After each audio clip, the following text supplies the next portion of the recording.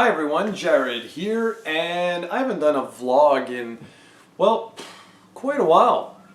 So I wanted to just quickly do a little vlog, primarily for Steven, who hasn't joined me on a podcast in a while now because he had a son and, well, he's been kind of crazy busy. And so have I, been kind of crazy busy. So I haven't done a Canadian Gamers in a little while now. So this is sort of like a life/channel update, and I wanted to just talk a little bit about maybe like where I'm going to go over the next couple of weeks in terms of content.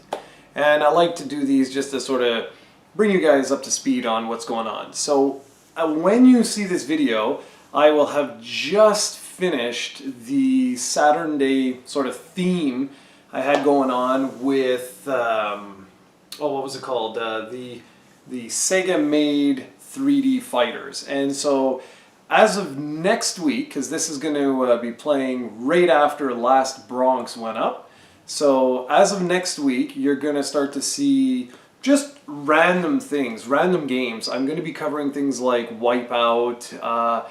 I'm actually going to also be switching gears a little bit to talk more about some of the 2D games after Wipeout. So Wipeout's going to be like our last 3D Saturn game for a little while, for probably maybe a couple of months, something like that. We're going to be shifting gears after, well, like I said, we're going to be tackling different things. Games that I'm going to include will be like this one right here, which is Shinobi Legions. I don't know if that's going to come up in the camera or not. This is one, it's kind of hard to find these days, but really, really fun game. I had a great time with that when I was younger. We'll also be tackling some shmups like this one. There it is, Galactic Attack. Another one that's getting really hard to find these days, getting really rare.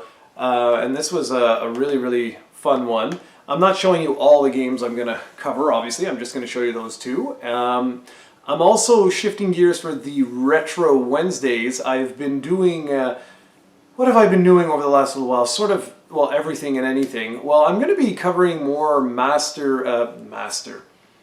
Mega Drive / Genesis games in the foreseeable future. I had a whole bunch of Sega CD stuff, but it was like primarily 2D games. Part of the, well, what was it called? The Sega Arcade Classics Collection, or Classics Arcade Collection, or whatever it was. So I'm going to keep going with that, and I'm going to start to focus in, like I said, with Sega Genesis.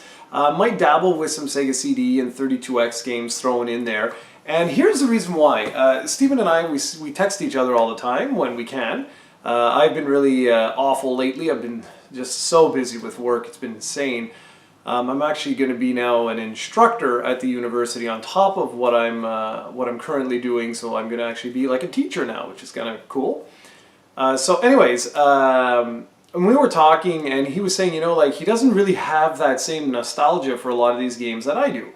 So he enjoys a lot of these videos because he looks at it more almost like educational purposes, like what made this game stand out. And then when I talk a little bit about some of the, you know, personal stories that I have with some of these games, he sort of likes that. And he's not alone. There's a lot of people who've left comments saying that, oh, you know, I remember this game, or I remember that game. And I mean, a lot of you seem to really like all the retro stuff that I put out. So I'm going to be covering some games that are kind of special to me. Games like this, which is Space Harrier on the 32X, and North America, this is, I believe, I believe this is one of the best versions of the game. This is like almost arcade perfect. I believe there was the Working Design Sega Ages one that had this Outrun, and I believe it was Afterburner 2, I want to say. I'm going to be covering that game on a Saturn Day well, video, whatever, when I go through the Working Designs theme games. I have them all. They're all right in front of me, which you can't see. But I'm not ready yet, because for the RPGs, I really don't want to just show you guys like half an hour. See, the beautiful thing with these type of games, arcade games like this, I can cover this in no time. And given how limited my time is lately, ooh, it's been rough. So anyway, so you can look forward to seeing a review of Space Harrier, and I also have Space Harrier 2, the Genesis or the Mega Drive, whatever you want to call it, that version. will also be coming up in a review in the next few weeks. I didn't bring the box to show you, but whatever. And then from there, I'm going to be covering games like this. Don't know if you can see what that is, but it's Ghouls and Ghosts. What's amazing with this one is this is one of the games that really sold me on the Mega Drive or the Genesis. This was released in 1989. Now, do you remember what you were doing in 1989? If you were even alive in 1989? For people my age, we were all playing on the NES. I mean, it's what everybody did. And I had a Master System, and I mentioned this in another video I did. I don't recall if it's even been published yet because I've done so many. But basically, I had spoken about how I was a little annoyed with Sega when the Genesis came out, because I only had my Master System for, I believe, maybe 1 or 2 years. Like, I didn't get the Master System day one sort of thing, but I'm not sure if I got it in the first year or second year, but whatever. The point is that the Genesis was released like 3 years after the release of the Master System. So when it came out, everyone, like, a whole bunch of my friends picked up like Altered Beast, they picked up Space Harrier Part 2, they picked up Thunder Force 2, I think, was another launch title. It's been so long, I have a hard time remembering. But anyways, whatever.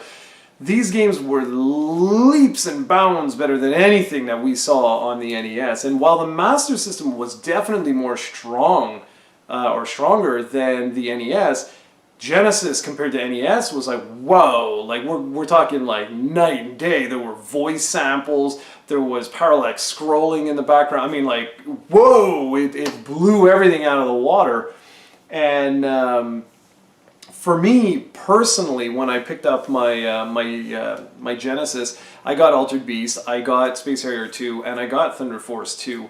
But it was when games like this started to come out, when Ghouls and Ghosts started to come out, and you compared that to what we were seeing with Ghosts and Goblins on the NES, and it was like, wow, baby, like we're talking really night and day different. This was like a whole new generation of video games that were coming out, and it was a really, really big deal. And I mean, they were pimping the crap out of it. Look at what it says here at the bottom. It says 16-bit cartridge for use with the Sega Genesis Video Entertainment System. And so what I wanted to do with this series of videos was, actually I was thinking of guys like Steven, guys like some of you watching this, well, guys and girls, everybody. I was thinking of you watching these videos going, you know what if you don't have that nostalgia with, say, the Genesis or with Sega as a whole? You were like a Nintendo fanatic. I would love to show you a whole bunch of Nintendo stuff, but given their new policies with YouTube, that's just not an option right now. I will be showing you SNES games and NES games and N64 games, but I can't show you Nintendo-made content. It'll have to be from other publishers and whatnot, because of their damn YouTube copyright crap. And I know I could join their whatever, their program or whatever, but I don't like being forced to do something. It would be better if it was like an option, and not all their games are even on there, which I find ridiculous. But anyways, whatever. So what I was thinking was like, okay, well, what if I showed you guys what made me a fan? And try, not convince you, but to sort of maybe open your eyes to going, oh wow, okay, I see why the Genesis made such an impact. Because for so many fans, especially depending on your age, like where you fit in all this, you might not feel the same way, or you could have been a Nintendo diehard, so you had an NES and you just stayed with that. Again, depending on your age, if you were young enough, you would have stayed with the NES. You may never have even heard of the Genesis, and then you just switched right over to SNES. And I guarantee you, if you were old enough, you heard about the Genesis because of games like Splatterhouse, because of games like Mortal Kombat, having all the blood and everything. And then, especially with the heavy, aggressive advertisement, like, you had to have heard of the Genesis at a certain point. It was just impossible not to. But again, depending on your age and where you were in terms of your loyalties, you may not have realized how many fantastic games hit the Genesis. And one of the best things with the Sega Genesis is the games that people don't know about. It's not the Sonics and stuff like that. Everyone knows about those games, but it's about the ghouls and ghosts. It's about the Vector Mans. And Vector Man, yeah, a lot of you will know Vector Man, but oh, did you see that? Play to win, 25,000. I'm gonna have to enter that. But yeah, and it's about like your Vector Man 2s and things like that.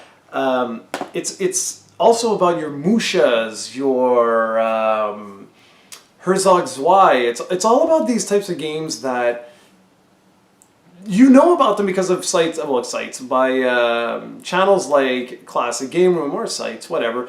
Really big popular channels like that, you'll know of these particular games, but it's different when you start to put yourself back at that time period. And that's what I really want to do. I really want to sort of open your eyes, if I can, to go back, like I said, to like 1989. Imagine, in 1989, everyone's playing NES games, and then suddenly this game comes out. And it's the same deal like when I talk about Space Harrier 2. You guys will see that. I go out of my way to mention the fact that, like, you know, just the voice sample of "Get Ready," that was amazing. That was absolutely amazing. And we'll go on. I'm going to show games like Aladdin. I'm going to show, like I said, some of the Sega CD games like Sewer Shark and Night Trap. And I know you're not going to like FMV games. I get all that. But again, I'm going to try and put it in the context that you need to realize, like, when this was released, why this was such a big deal. And for the Genesis, that's what I think that's going to be my goal, is to try and show people like Steven, people potentially like you watching this very video, what made the Genesis so special, why it turned people's heads, and why today some of those lesser known games are essentially what solidified the Genesis as a must-own retro game console. So that's what's coming up in the next few weeks. I'm going to be going to a trip. I'm going to New Orleans. Ooh, I'm giving a seminar. It's going to be a little bit nerve-wracking. And then when I come back, I'm going crazy with work. I'm getting certified in Lean Six Sigma, going after my black belt. Whoa. Which has nothing to do with martial arts whatsoever. It's process improvement. And yeah, so that's pretty much what's been going on with me. And for the channel, you know, we're going to keep going. Tim's still doing his stuff with Hearthstone and with World of Warcraft pet battles. So hopefully you guys enjoy that to sort of break up what we're doing right now. And every once in a while I'll throw in a modern review.